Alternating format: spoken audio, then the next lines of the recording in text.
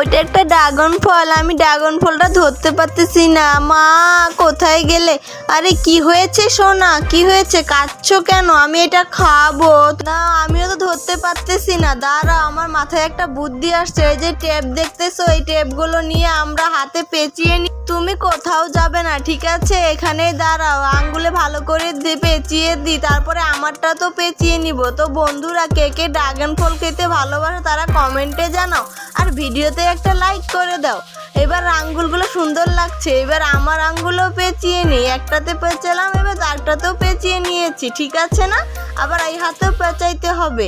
এই নগুলটা পেঁচিয়ে দিলাম, এটাও পেঁচিয়ে দিলাম। এবার ঠিক আছে, চলো আমরা এবার কাঠিগুলো সরিয়ে দিই। কাঁটাগুলো ভালো করে বাহির করে আমরা দুই মা মেয়ে খাবো।